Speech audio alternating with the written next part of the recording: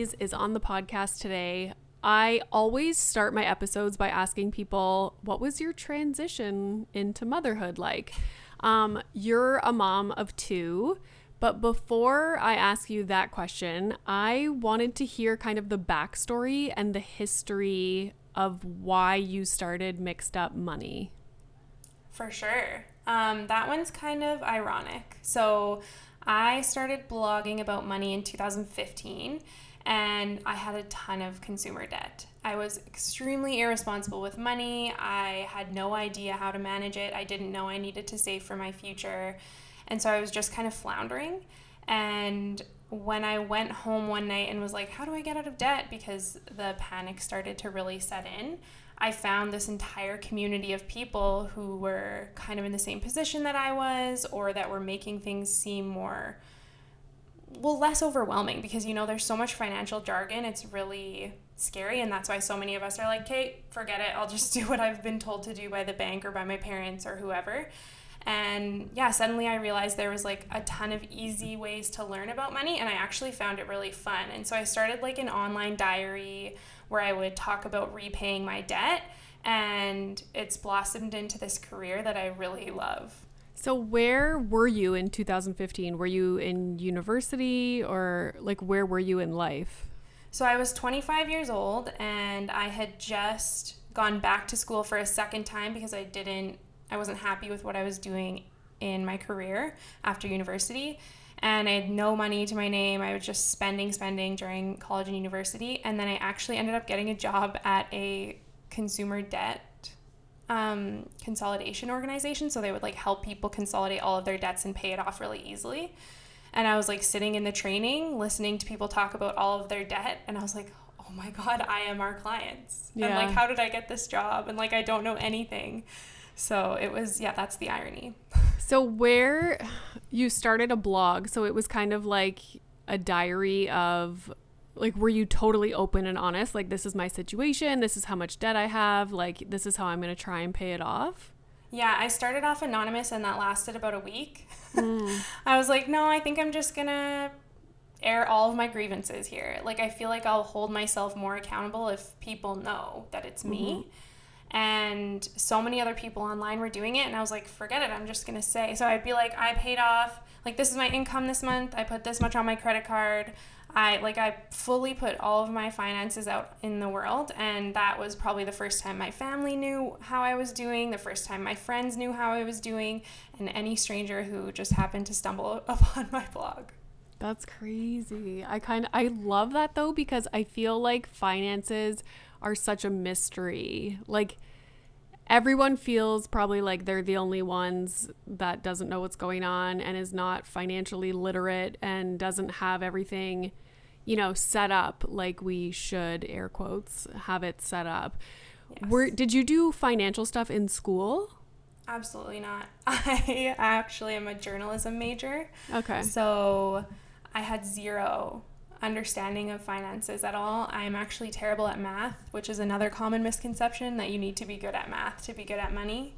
And I just started uncovering all of those things. Like, there's no transparency, like you said. So everyone thinks they're the only person that has debt, or the only person that doesn't have any savings for their retirement, or the only person who hasn't started saving for their kids. Like, those things are all completely normal. And so where did you start? Like, let's say I'm in your position. I don't have debt, but I am the worst at finance stuff. And it's funny, I was just meeting with one of my managers today, and I was like, oh, I had money deposited into my account, but like, I don't know where it's from. Because usually I would know like where that money came from, like this partnership or this whatever. And she's like, oh, like, we just set up that whole new platform. Like, you probably got an email about it. And I'm like, yeah, like, I probably did get an email about it, but I'm like, not interested in this topic, like, moving on. And I told her, I was like, I have receipts, and just like all the finance stuff is just in a messy pile in this one corner of my desk, because I just like avoid it. I'm not interested in it. Maybe that's how you prosper. Like, you need the chaos. I hate it so much. And then as soon as the tax season comes up, I'm like, it's like I'm having to climb a mountain and try and figure out all my expenses, all that stuff. So if you didn't have any background in finance, where did you start? Did you pick up some books? Did you start reading other blogs? Yeah, mainly I started reading other blogs and watching YouTube videos, actually. I found it was like way more fun than sitting down and reading an entire novel right away, because those can also be overwhelming. But the biggest and best place you have to start if you like are completely unaware of what's going on is doing like a breakdown and inventory of how much money you have, how much debt you have, like what does your financial life actually look like? Because a lot of people, that's actually the downfall, is we have no idea. We don't know how much we make every single month. We don't know how much we spend every single month. So it becomes really difficult to actually save for a financial goal or get ahead at all, especially when something like what we're experiencing right now happens, where there's like so much inflation and people keep threatening that a recession's coming and we're going to all lose our jobs. Like, it's frightening. So just having those numbers right with you and being connected to what's going on with your money is actually going to relieve so much of the stress that the unknown causes. This is random, but do you remember, and maybe you're too young to remember this, but there used to be a show on TV, and it was a Canadian show, and it like every show, it was kind of like what not to wear, but it was with finances. Like, they would take someone and go through all of their finances, their debt, and then they would like give them kind of tasks to do every week to... Yes, that was Gail Vaz Oxlade's show. Yeah. I can't remember what it was called, but yeah, she had like a variety of shows. She has a ton of books too. Yeah, her advice is a little bit old school now. Yeah. But yeah, I'm sure remember that show. I feel like the landscape has probably changed a little bit, but yeah, you just, when I was listening to you talk, it reminded me of that show. That was a good show. It was.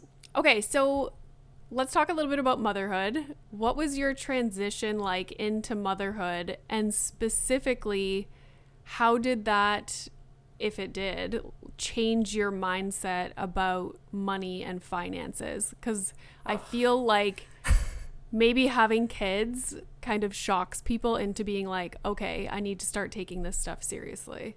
Yeah. The question about my transition to motherhood is like a big one for me, because it wasn't good. It was awful. It was an unplanned pregnancy. I actually didn't think I ever wanted to have kids, which I've talked about openly on the internet many, many times. I'm just not, I don't feel like I have the maternal instinct that we're told we're supposed to have. I felt an extreme amount of anxiety about having a child.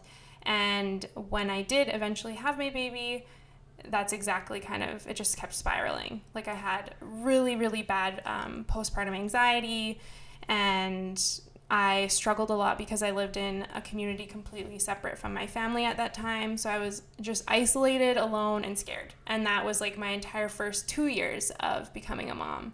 I also felt like I completely lost myself. Like, I had no idea who I was anymore. I was like, okay, now I'm just a mom. Like, I don't even know. Yeah, it's hard to do all the stuff that you used to do. Like, yeah. People just like started calling me mom as like a joke. But I was like, wait, is this just like my identity now? Yeah. Like, I didn't want this. I didn't ask for this.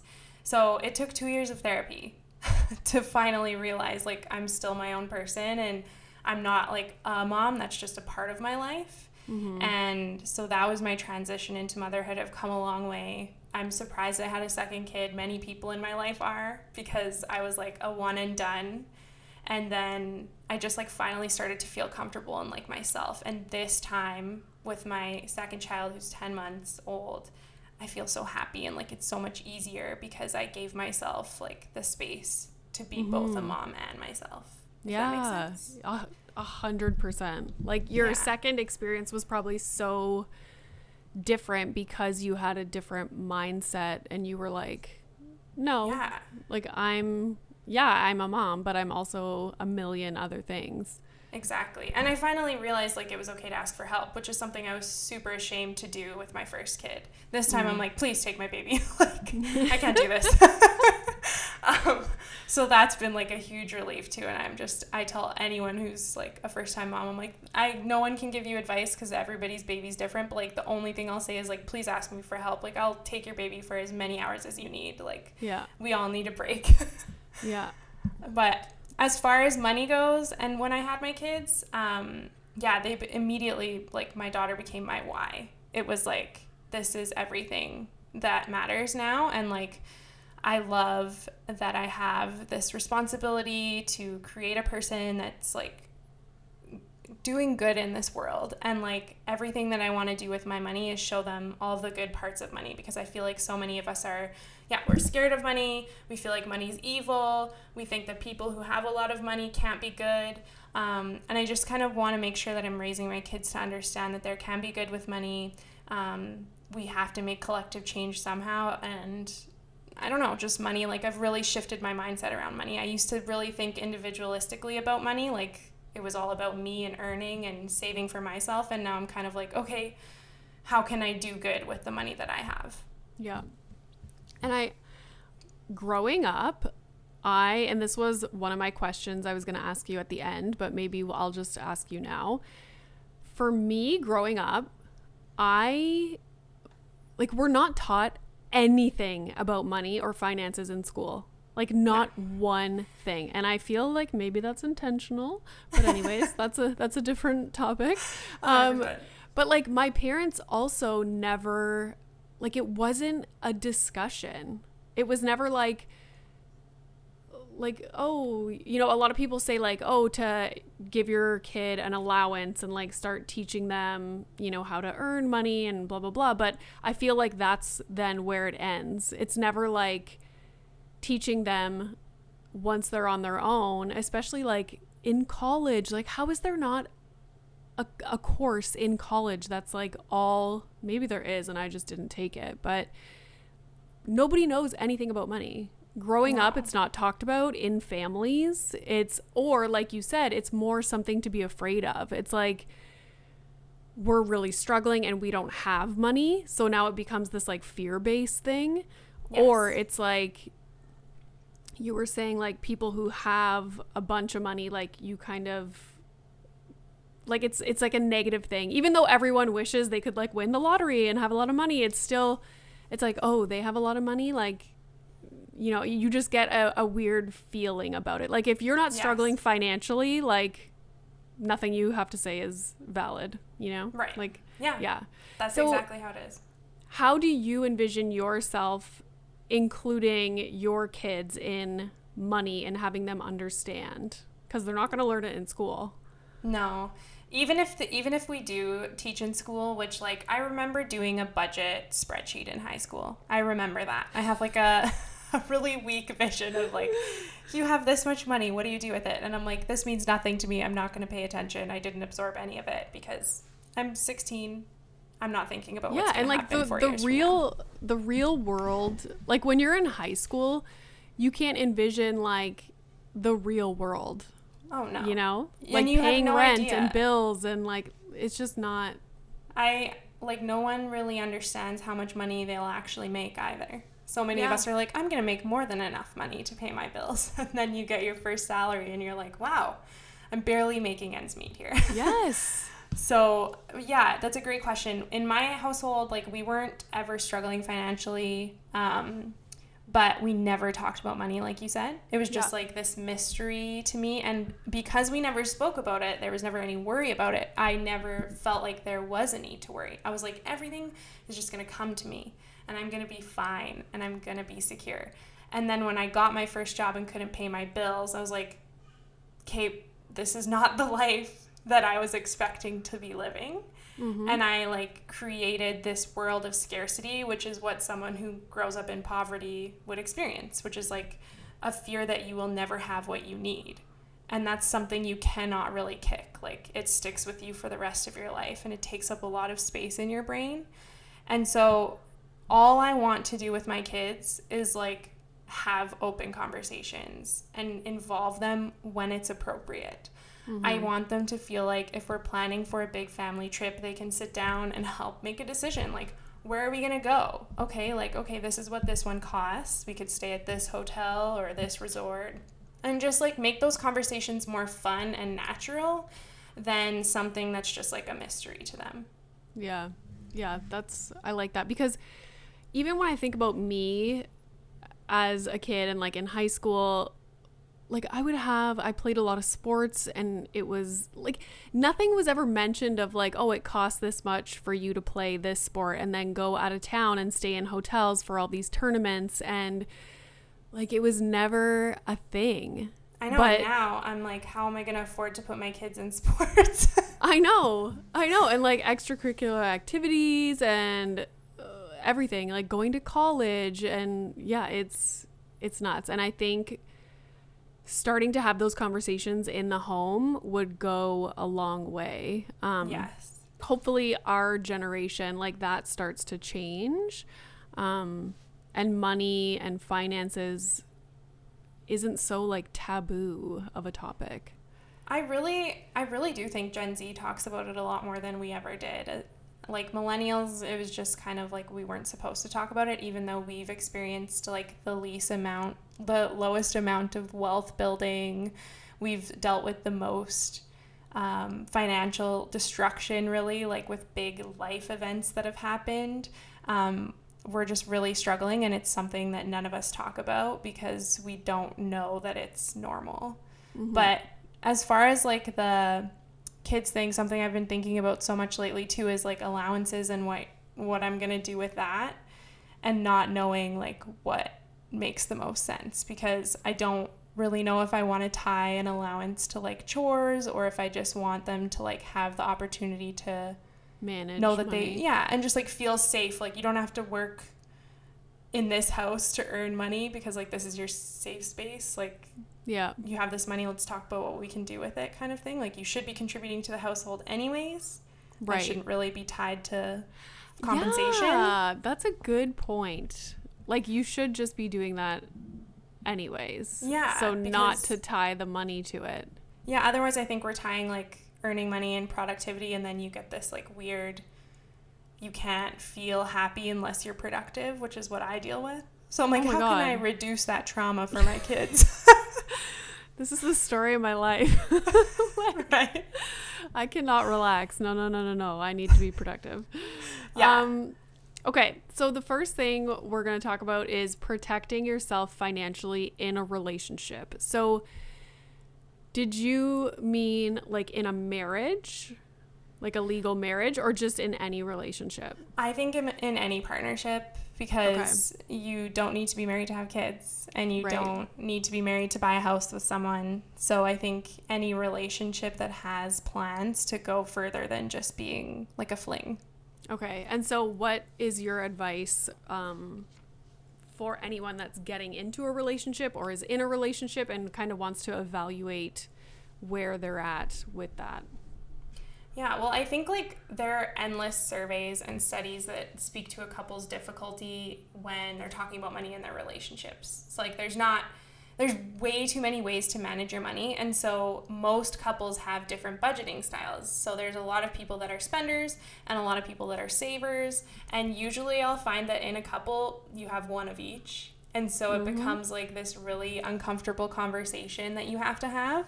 It doesn't mean that you're not compatible. But it does mean that you have to work a little bit harder to kind of ensure that you're on the same page and try to find a few different budgets before you find the perfect fit, and kind of just making, again, those conversations more comfortable and easy, because so many of us will avoid talking about money with our partner until we feel like we have to, which would be like maybe when you move in together or maybe when you get married. Some people wait all the way until then. You start to get pissed off about something. Exactly. Yeah. Like you finally have a fight. I feel like everything when it comes to marriage and being parents and the default parent and all this stuff that I talk about, it's never anyone's fault, but it's like a dynamic that you and your family fall into. Yeah. So everyone's situation is going to be totally different. And for my situation, I was a student while my husband was a full-time surgeon. So man. clearly there's like an imbalance there. I was Yes. finishing up school. He was making really good money. So he naturally just like took care of all the financial stuff. Obviously, I'm a student. Yeah. But yeah, now that we're more like settled in life and I'm done school, it's hard to break out of that pattern. And like you were saying, so many times all of a sudden I would be like, what is going on with the money? And like we consider it like our money no matter who is making it.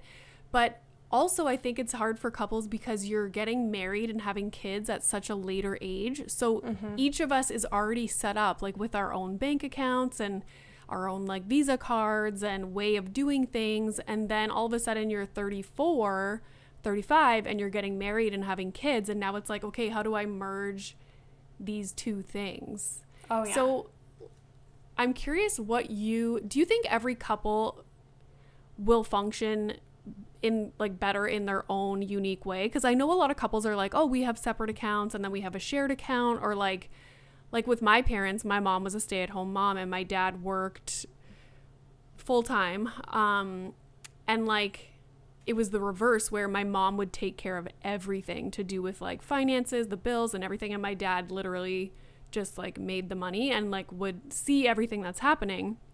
But it was mostly my mom's, like she paid all the bills. Whereas with me and my husband, it's kind of like flipped.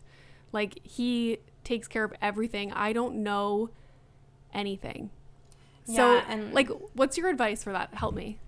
well, I think that too many people do that. Like, hands off, my partner can manage the money. I'll just cross my fingers, everything's going okay. And it's a dangerous game. Yes. It's dangerous for a few reasons. Like, the first thing is like something bad can happen that ends your relationship. You don't know, like you're with your partner for so long. You know how many lives we live while we're with our partners? We turn into different people. We evolve throughout the relationship. And so, someone could have a mental health break. Someone could suddenly decide that they're no longer comfortable or happy in the relationship. Like, you need to kind of be aware of those things. Your partner could unexpectedly pass away, and you would have no idea how to access any of your money, where all of your money is, what passwords you need. All of those kind of things matter. And so whether you're not interested in or excited about the money, you need to know at the very least, like, what accounts you have and where they are and how much money is in them, because those things aren't just going to like come to you if they pass away. And you so have to go digging. When you say like you should know this and that, like obviously people's financial portfolio or whatever you want to call it is going to change like month to month or year to year. So how do you recommend someone staying on top of finances or being aware of what's going on if it's their partner's accounts where the majority of the family money is going? So first of all, there's no one size fits all. Like, everyone can manage their money differently in their relationships. Like, you were kind of asking about that. You can merge everything completely. You can keep everything completely separate, or you can have like a little bit of both. In my household, we operate where we have a little bit of both. Like, we have those shared accounts. We also have completely separate accounts so we can spend on the things we want to spend on without each other, like in one another's business. And we also, like, I manage all of the payments, like they come in and out of my accounts. But how we make that work is that we have a monthly money meeting, which I know this sounds super lame and probably sounds like your literal nightmare. You're like, oh, great, we have a date night. Let's spend it talking about money. So sexy. How fun. But you can make it sexy if you turn it into like a date night. Yeah. You can set up like a fun little wine night or like somewhere that makes you feel comfortable. Because if you're uncomfortable talking about money, the last thing you want is to like sit on a hard kitchen table chair and talk about money for an hour. Like, try and turn it into like something more romantic or sexy if that's what you're into. But it's like a monthly money date where you kind of just talk about money. You talk about, how did we do with our budget this month? Do we have a budget? Do we need a budget? what are our upcoming financial goals? Like maybe we want to save for renovations on our home, or maybe we have an upcoming family vacation. Like, how are we doing on those goals? Do we need to allocate more money to those things? And, you know, sometimes if you have kids, that's all you talk about. So maybe this is the one night that you just don't talk about your kids and you just talk about all of the exciting progress you're making in life. But when you are having these kind of conversations, one thing I'll say is I do recommend having like a ground rules so that you both feel like you're allowed to have your say, even if one person is the higher earner. It needs to be equitable in how you split the money, use the money, and spend the money. And another thing that I think is fun is just adding in a little safe word. Like maybe if you feel like the conversation's not going in a good direction, or you need to reset and talk about it another night, just say the safe word. Like maybe it's banana. Then you can just like move on, and you don't have to make it a huge stressful conversation, because money isn't fun for some people. So like it's just finding those kind of boundaries with your partner and turning it into something where you feel like you both are winning at those conversations. I feel like a lot of couples, and maybe some people listening, are in a similar situation to me, where even like with moms taking maternity leaves, like in Canada, I have lots of American listeners, so everyone's maternity leave situation in the US is different. In Canada, for the most part, women usually take like 12 to 18 months. Paternity leave is a thing now, but it's still not as common. So I don't know what to say about that. My husband's on paternity leave right now, actually. There you go. I went back to work at 4 months, and so he's been off. He'll be taking the majority of leave, which would be 8 or 9 months. Yeah, and that's the thing in Canada. Some men have really good benefits, and so it makes sense for them to do a paternity leave where, you know, if the woman is like self-employed or whatever it might be, it makes more sense for them to go back to work. So yeah, everyone's situation is different, but I think it's probably most common for women to stay home 12 to 18 months. So let's say you have a bunch of kids. For me, I was a student, so you're not like the breadwinner or the one making the majority of the money. Maybe you're making no money. I think it's difficult, and maybe it's something that people could talk about in these monthly money conversations, is like, where are the priorities? Because I know, like, for my husband, he could care less about doing like home renovations or interior design, like making the house look nice, but he cares if we have nice cars. Right. I don't care. Like, I don't care. I will drive like a shitmobile. I don't care. Yeah. Perfect. So like, how do people... So I think maybe a lot of women struggle with that, where they feel like they don't get a say. Yeah. There's like this huge sense of shame for so many stay-at-home moms, where they feel like they are not an equal part of the relationship, and they don't get to make any financial decisions because they're not the one bringing home the money. And you rolled your eyes, you already know. Like, that's not the reality. It's not supposed to be that way. And if your partner is making it seem that way, that's actually a form of financial abuse. That is not okay. You are contributing to your household by doing that domestic labor. It is unpaid work, and it is work. And it's a shit ton. Like, if you were getting paid, it's a shit ton of money. I've done that calculation. It's way more than 6 figures. Yes. So it's like, those are the conversations that are really, really important to have. If you haven't read that book yet, it's called Fair Play. I'm sure you've heard of it, because one of my favorite creators, That Darn Chat, always talks about it. Yeah. And it's the best book I've ever read. If you are looking to have a more equitable household and make sure that you and your partner are on the same page about what work looks like. And so I think it's really important to open the door for that conversation to be had. I also am a huge advocate for every single woman or man in a relationship to have a, sorry, can I swear? Yeah. A fuck off fund, because it is the most valuable financial fund that you will have. It is Kate, what is this? It's a savings account where you can put as much money as you feel comfortable. Maybe it's enough to stay in a hotel for one night. Maybe it's 3 to 6 months expenses in case something happens. It's your personal emergency fund for if something happens in your relationship.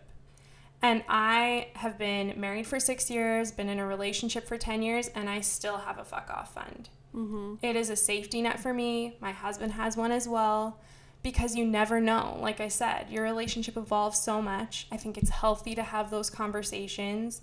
I think it's okay to say, maybe one day your partner isn't going to be the same partner you married. I think it's okay to say, maybe they're going to pass away unexpectedly and you need access to money today. Those are conversations that not very fun, mm-hmm. but we need to have them, because I have had many, many friends who have ended up in domestic abuse relationships or been cheated on and had no exit plan. Yeah. And for stay-at-home moms who are not making any money, and I'm sure this is very common, the reason they're staying is for financial, because yes. It's like, well, what am I going to do? Yes. And exactly. I know, like, Sarah Bird's Papaya, she always talks about how when she got her divorce, she moved in with her parents and had to mm-hmm. literally start over. She didn't have bank accounts, like nothing. And she's lucky she could move in with her parents. Exactly. That's not an option for everyone. Exactly. So that's kind of that. It's the motherhood penalty, which I think we kind of discussed in previous conversations, which is like arguing that working moms have this situation where they'll never make as much as their partner, but then they're forced to kind of choose between work and staying at home, and mm-hmm. there's no winner in that situation. Yeah.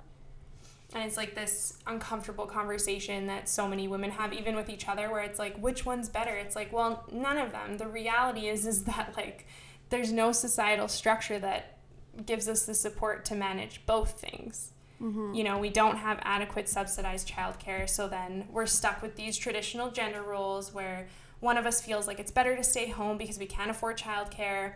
And unfortunately, whoever decides to stay home to parent the children and manage the unpaid domestic household labor suffers long term because they're pushed out of the workforce. Mm-hmm. Yeah, they feel that immense guilt for not contributing financially to the household, which is bullshit. And then they lose their potentially highest paying work years because they're busy taking care of the kids. And, you know, you can't get that time back to grow your salary. And it also doesn't have to just be on the mom to do all of those things. And it shouldn't be on the mom to do all of those things. But it's like breaking down those walls and having those conversations with your partner if they don't feel the same way is so scary. Yeah. And I imagine, like, a lot of couples struggle with talking about the major things that are really important in relationships. And I think it's easy to, like, date somebody and then get married, but it's like once you're in the marriage, like, now you're all these things that you didn't address before and, like, you know, lay out a plan for or talk about that, you know, everyone says that you should talk about, but everyone's like, oh no, it's fine, like, we don't have any problems, it's fine.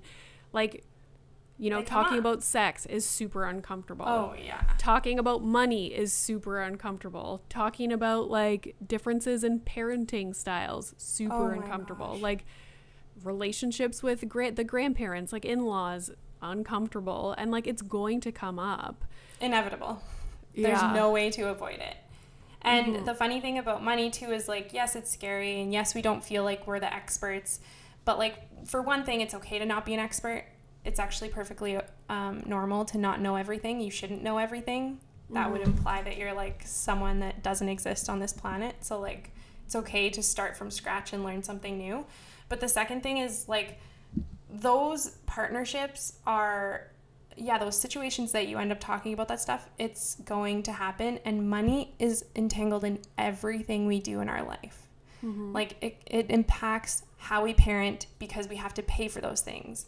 It impacts how we spend time with our partner because some of us might not be comfortable spending money on certain things that the other person is, like cars or like home renovations.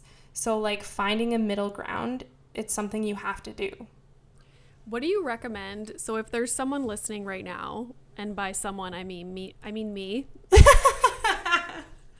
I'm so selfish. I use this podcast to like, you know, help my own life. That's literally the point of podcasts. Yeah, totally. I'm like, oh, I get so much valuable information. Yeah, let's make a hypothetical person. It's actually me. She's blonde. No, if someone's listening and they're like, okay, I want to change, like I want to know more about our finances. I want to start doing the monthly money chats, like lay out, you know, like what did we spend this month? Like where can we like save more? Let's have a goal. Like let's, you know, like my husband and I want to eventually go to South Africa. That's where he's from. Like that's fucking expensive. And if we go, it's going to be for a while, like 3 weeks or something, because it's just too far with a child to travel. So like that's the perfect example of something that we should, you know, start saving towards and like have a goal, and then, you know, sit down and plan out that trip together as something fun to do on a date night. I'm like, wow, Renee, that's a really good idea. Listening to myself talk. But where do you recommend that couples even start? Like, should we be sitting down, opening up the bank accounts and seeing what we spent in the previous month? Like, is that a good starting place? Okay. Yeah. So I have a workbook on my site you can download and print off, and it would like walk you through every step you need to take.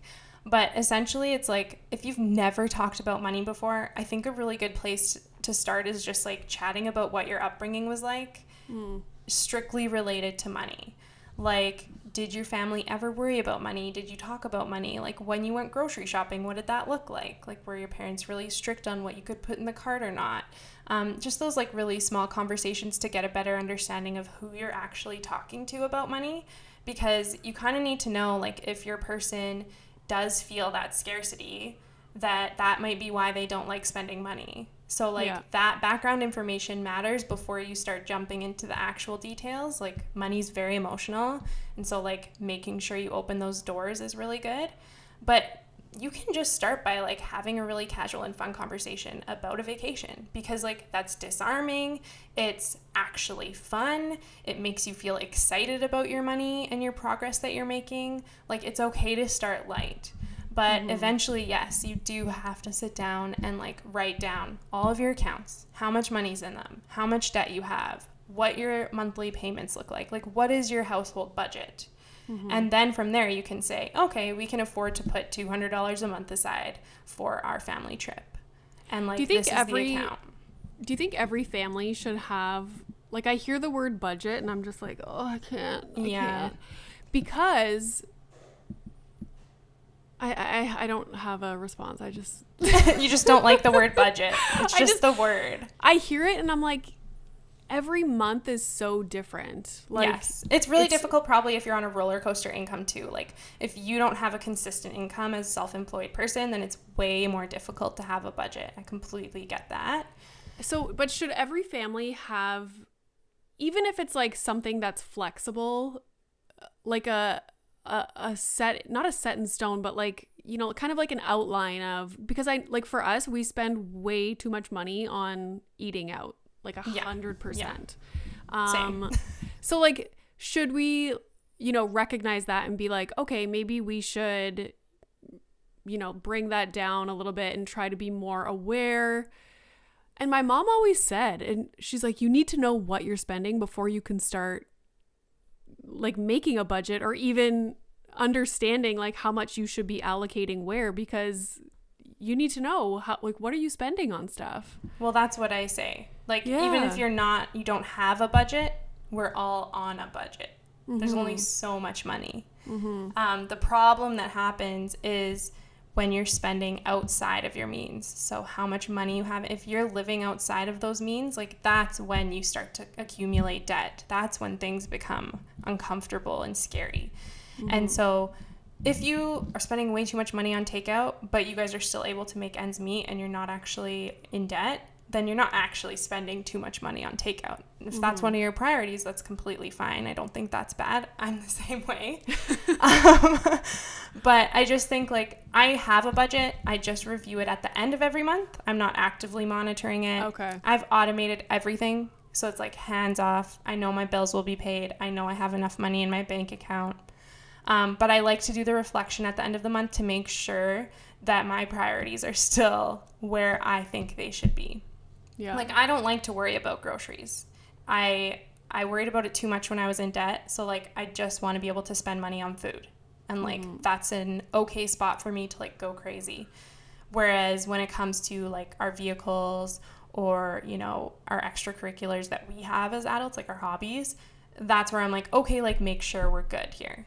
Like, we can't be going too wild in these categories because we're allowed to go wild in this one. It's just, like, a nice check-in to, like, make sure your relationship with money in general is healthy. Mm-hmm. Yeah, because you might not even be aware of how much you're spending on certain things. No. And at the end of every month, I actually write it by hand. Like, I'll go through my entire banking and I write down every takeout, like, line by line. And I'm like, ooh, this is so painful. But it's, like, a good reminder that, like, I don't always have this perfect budget. Like, and those things are okay. Like, so much of the old financial advice that you would hear or that you might hear from your parents, like, doesn't allow you to be selfish or enjoy your life at all. Like, it doesn't have to be like that. You're allowed to spend your money. Like, you only live one life. You just need to make sure that you're doing it responsibly. YOLO. Yeah. Yes, we just referenced Drake in this episode. We are Canadian. Someone who probably doesn't have a budget. But Absolutely not. Okay, that's great advice.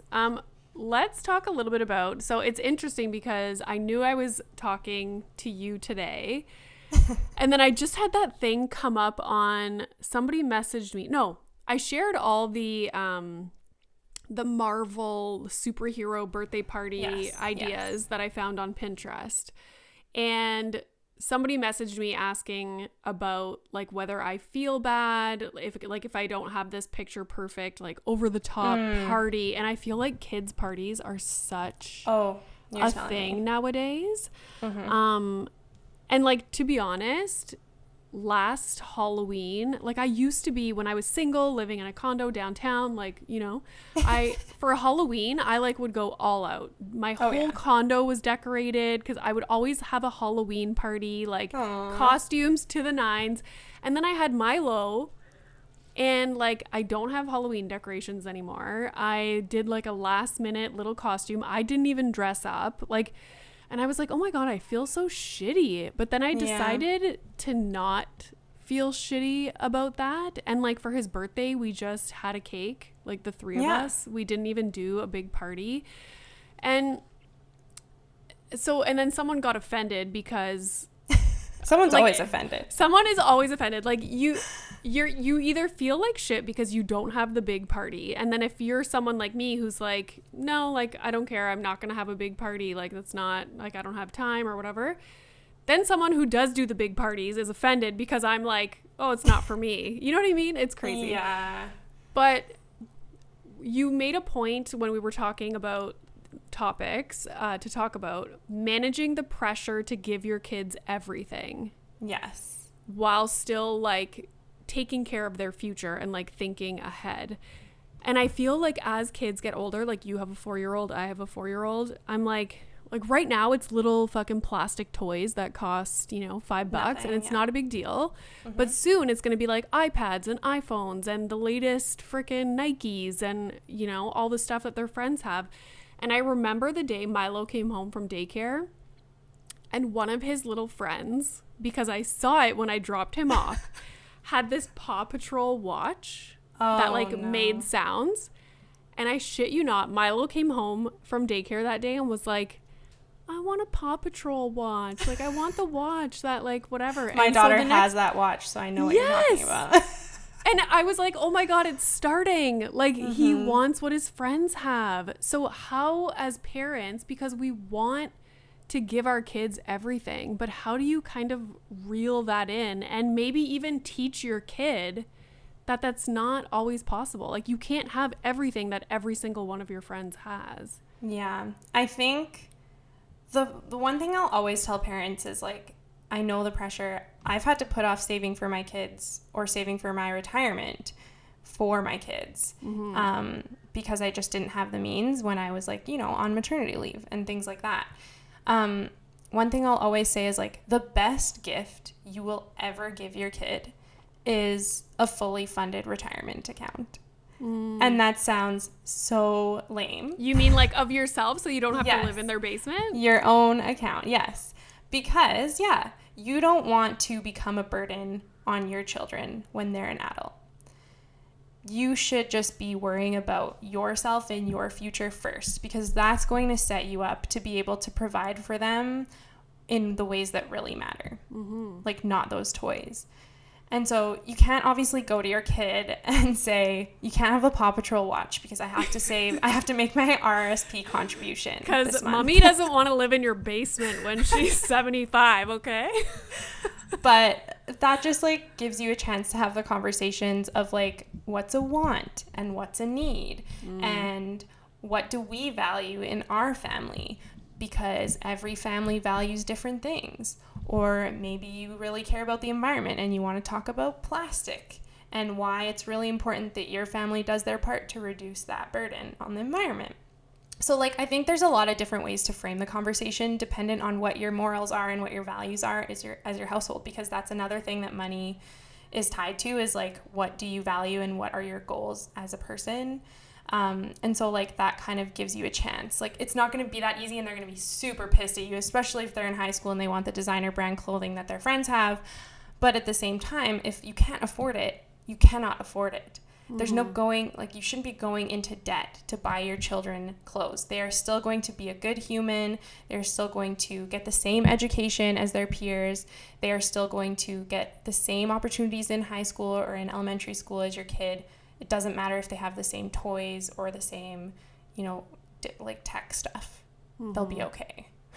Yeah, I feel like we need to start bringing up these conversations with Milo, because I think he thinks every time we go into a store, it's like, oh, I'm going to pick out something that I can have. And I'm like, okay, I just realized my husband brought him to Walmart the other day and he came home with a new toy and I was like, okay, this is turning into a problem. Like, I'm dealing with the same thing. Yeah. Like we went yesterday to pick out birthday gifts, which are also so expensive. I swear I spend more money on birthday gifts for other kids than my own kids. But we went to pick out her cousin's birthday gifts. And I'm like, oh, like, what about this? And she's like, well, what are we picking for my birthday? And I'm like, honey, your birthday's like a year away. You just had a birthday. Yeah. So won't be picking out a gift today. Milo asks me every day. Every day Milo's like, is it my birthday? I'm like, no, it's not. Yeah, my daughter was like, when's the next surprise? I'm like, oh, shoot. Yeah. But yeah, I was just like, it's actually really fun to buy gifts for other people and to give things to other people. I was like, I have more fun picking out toys for someone else than I do picking one out for myself. And then she was kind of like, oh, yeah, true. Like, this is more exciting because, like, I get to make someone else happy. Yeah. There's got to be books on this topic because there's kids' books for everything. And there is. That's usually my first, like, plan of attack is, like, I'm going to order a book on this topic and read it to him, and then he'll get it. Are you self-employed? So I actually have a few jobs. I'm full-time employed. I work as a content manager for a real estate company in Canada. I run my own company, which is Mixed Up Money, and I'm a writer. So like I've written 2 books and I'm a freelance writer. Yeah. So yeah, if you want more books, I got a couple for you. Yeah. So I was going to ask you what your 2 books, because I saw them on your website. So one is a journal and then one is like an advice book. So if someone, like, where do we start and what does each book kind of, like, what information are we getting out of them? So the journal, which is called the 100-Day Financial Goal Journal, is like a really good introductory start to making sure you feel comfortable talking about money and using money. And it's more about the relationship you have with money. So like the emotional connection that we have with our money. So it's like a daily tracker, kind of like the 5-minute journal. You would just be like, what did I spend money on this today? And how did I feel when I was spending it? So you could be getting into this rhythm of saying like, oh, when I'm sad, I tend to spend a lot of money at McDonald's, or like any of those connections that you kind of need. So it's more helping you get to your goal. So if you wanted to save for South Africa, you could like set up a plan to save for that goal in 100 days. And then the other one is called Financial First Aid, which just came out in May. And that one will talk all about those emergency funds, and the Fuck Off Fund is one of those emergency funds. So it's like how to protect yourself from basically anything that can go wrong with your money, because I have massive high functioning anxiety. And so it's like my little security book for what I've done to feel in control of my finances again. Wow. As soon as my husband gets home, I'm telling him that I'm making a fuck off account. Yes. He's gonna be like, who the hell did you podcast with today? Oh my gosh. It's probably something new every day. You also had courses, right? Because I saw you had a Yes. couples course. So what would people get out of that couples course? I'm curious. So the couples course is offline right now, but there is the Oh. workbook, which is way more affordable. It's $40 Okay. and it's like, so $20 split between you and your partner. And yeah, it's the one where you just sit down and walk through your finances for the first time. Like if you're not sure where to start, that is the starting point. The other option is like I have a webinar that I did with my friend. It's called Coast Fine, and it's basically just like how to set yourself up for retirement in the laziest way possible. Awesome. I love this. Okay, this was super valuable. I got to like vent a little bit and get free advice. So thanks for that. So where can people find you online? So your Instagram and then your website. Yeah, so you can find me on any social media platform at Mixed Up Money, and then my website's mixedupmoney.com. Awesome. Well, this was great. Thank you so much. Yeah, thanks for having me. And I'm on a roll.